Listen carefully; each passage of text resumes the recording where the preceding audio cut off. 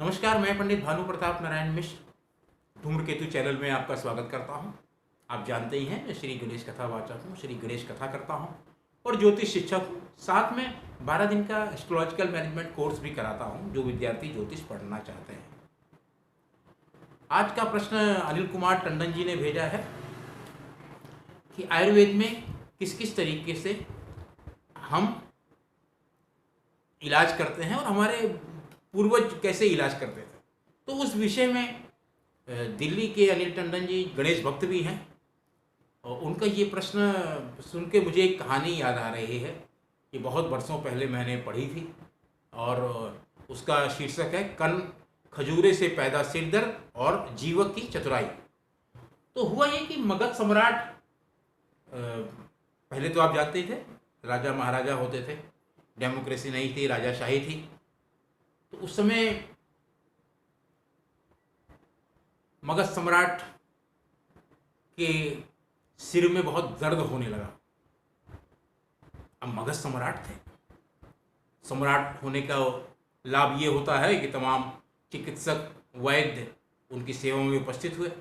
सबने इलाज करने की कोशिश की लेकिन सबका इलाज असफल साबित हुआ, सब फेल हो गए। और आयुर्वेद तो समझिए कि आपके बीमारी को धीरे धीरे वो जड़ से मिटाने में माहिर है। लेकिन मगध सम्राट के साथ उल्टा हो रहा था। जो जो दवाई उनको खिलाई जाती थी उससे वो असर ही नहीं करती थी, बल्कि उनका दर्द धीरे धीरे बढ़ रहा था। अब वो सब लोग परेशान हो गए, इतने परेशान हो गए कि उनको समझ में नहीं आया कि क्या किया जा सकता है। उस समय एक तक्षशिला में, आप जानते हैं तक्षशिला विश्वविद्यालय के एक स्नातक थे जीवक, जिनके बारे में कहा जाता था कि इनमें तो धन्वंतरी जैसी योग्यता है। ये तो देवताओं के वैद्य अश्वनी जी और कुमार जी की तरह ही हैं। और ऐसा कहा जाता है उस समय कि जीवक जो थे उनके पास एक लकड़ी थी जो जिसका वो स्पर्श करते थे, उसकी बीमारी के बारे में वो एक्सरे की तरह बताती थी कि इसके शरीर के इस हिस्से में ये बीमारी है। तो जीवक की ख्याति थी। तो ऐसे ही मगध सम्राट को जो है, जब मगध सम्राट बहुत परेशान हो गए और वैद्य जो है उनका इलाज नहीं कर पाए, तो सम्राट ने बुलाया अपने एक मंत्री को, कहा कि जाइए, अब हम जीवक ही हमको ठीक कर सकता है, वही हमारी अंतिम आशा है। उनको जाइए और आदरपूर्वक उनको राजधानी में लेकर आइए। मंत्री जीवक के पास गए। मंत्री ने अनुरोध किया, राजा की बीमारी के बारे में बताया और जीवक को चलने के लिए कहा। जीवक ने कहा कि मैं आपके साथ चलूँगा। और उनको ये भी पता था कि सम्राट हैं तो उनके साथ ऐसे इलाज करना पड़ेगा कि वो इलाज में ठीक भी हो जाएं और उससे आयुर्वेद की भी प्रशंसा हो और खुद जीवक का भी नाम चर्चा में चर्चित हो जाए। चर्चित वो पहले भी थे लेकिन महत्वाकांक्षा होती है और चर्चा हो, सम्राट के पास भी मेरा नाम पहुँचे। तो जीवक के पास, जैसा मैंने पहले कहा, उनके पास 2 लकड़ियां थी जो एक्सरे का काम करते थे। वो सम्राट के पास गए। सम्राट ने उनका आदर सत्कार किया और बताया ऐसे उनको तकलीफ हो रही है। तो जीवक ने वो 2 लकड़ियां उनके पास जो थी, जो एक्सरे का काम करते थे, उसको सम्राट को, मगध सम्राट को स्पर्श कराया। जैसे ही स्पर्श कराया वैसे ही जीवक को पता लगा कि एक कान खजूरा इनकी नाक में चला गया है। तो कन खजूरा, देखिए उस लकड़ी का चमत्कार कि वो कन खजूरा नाक में चला गया है। उसने बता दिया, जो नाक से चिपक गया है और वहां जो मौजूदा रस है वो उसको पी रहा है, जिससे इनको बहुत दर्द हो रहा है। और सम्राट खुद भी बहुत परेशान थे। जीवक उनकी परेशानी समझ रहा था। जीवक ने एक क्षण विचार किया, कुछ समय और लिया, सोचा, और जीवक को समझ में आया कि इनका इलाज तो हो सकता है लेकिन इसमें एक खतरा है। तो इस खतरे का कैसे इलाज हो, तो खतरा भी उन्होंने विचार विमर्श किया और वो मुस्कुराए और कहा, सम्राट, मुझे एक अति आवश्यक कार्य है। दवाई तो मैं आपको दे देता हूं लेकिन आप अपना सबसे तेज जो घोड़ा हो वो मुझे पहले दे दीजिए और मेरे जाने के बाद आप वो दवाई लीजिएगा। और मैं 1 घंटे में लौट के आता हूँ। सम्राट को उन्होंने दवाई दी।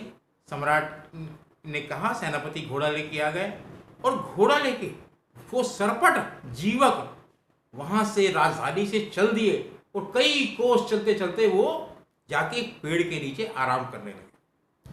उधर जैसे ही जीवक घोड़ा लेके चले, वैसे ही सम्राट ने कहा कि अब मेरे नाक में ये दवाई डाल दो।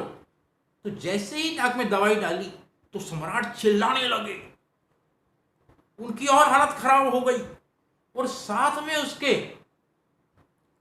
सेनापति और दूसरे जो सैनिक थे सारे लोग परेशान, और लोग, राजभवन पूरा हिल गया और जीवक को लोग गालियां देने लगे कि इसने सम्राट को मरवा दिया, उसको फांसी होनी चाहिए, चिल्लाने लगे। और राजा ने क्रोध में कहा, सम्राट ने क्रोध में कहा कि जाओ पकड़ के लाओ, जीवक को फांसी पर लटकाया जाएगा। और सेनापति जो है वो सम्राट की आज्ञा को मानने के लिए दौड़ पड़ा वहां पे। कई कोस जाने के बाद जीवक उसे पेड़ के नीचे कुछ फल खाते हुए मिला। सेनापति गुस्से में कहा, तुमने सम्राट को कौन सा जहर दिया है? वे छटपटा रहे हैं, पता नहीं कब मर जाएं। अब मैं तुम्हें फांसी लगाई जाएगी, तुमको खुद मैं मारूंगा। सेनापति गुस्से में लाल थमथमा रहे थे, तलवार हाथ में लिए हुए। जीवक ने कहा, सेनापति जी आप थक गए होंगे, ये फल खा लीजिए, मैं जरूर आपके साथ चलूंगा और आपके सामने तो मैं भाग ही नहीं सकता, तो मैं क्यों भागूंगा? आप केवल ये फल ले लीजिए और मैं आपके साथ चलता हूं। और वो जो फल उन्होंने दिया सेनापति को, उसमें जीवक ने एक दवाई लगा दी थी। जैसे ही वो फल सेनापति ने अपने मुंह में डाला, सेनापति की जबान बंद हो गई, आंख से आंसू आने लगे और उनकी बोलती बंद। तो सेनापति निढाल होकर लेट गए। जीवक ने कहा, सेनापति जी आपको कुछ नहीं होगा, ये तो मैंने अपने आप को, मुझे आप मारे ना, मुझे आप पीटे ना, मुझे आप गालियां ना दें, आपको पाप ना लगे, आपको पश्चाताप ना करने लगे, इसीलिए मैंने आपके फल में दवाई डाल के दिया था। तो आप चिंता मत करें, 5 मिनट बाद मुझे लेने के लिए बहुत सारे लोग आ रहे हैं और अब तक राजा ठीक हो गए होंगे, सम्राट अब स्वस्थ हो गए हैं। कुछ देर बाद तत्काल वहां पर मंत्रियों और राज्य के सम्मानित नागरिकों का एक समूह जीवक को लेने के लिए वहां आ पहुंचा और जीवक के खूब नारे लग रहे थे कि सम्राट ठीक हो गए, सम्राट ठीक हो गए, जय जयकार के नारे लग रहे थे। तब सेनापति को जीवक ने एक फल और दिया और उस फल को खाते ही सेनापति का शरीर ठीक हो गया और सेनापति गदगद होकर खुद भी जीवक जिंदाबाद के नारे लगाने लगे।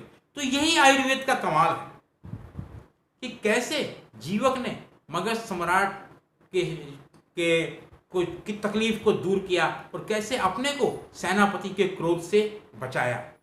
आयुर्वेद बहुत महान है, लेकिन आयुर्वेद बहुत अनुशासन मांगता है, खान पान मांगता है, शुद्ध खान पान मांगता है। इस विषय में आपका कोई और प्रश्न हो तो आप कमेंट बॉक्स में लिखें। धूम्रकेतु चैनल की टीम का नंबर है 9810164171। धन्यवाद। जय गणेश।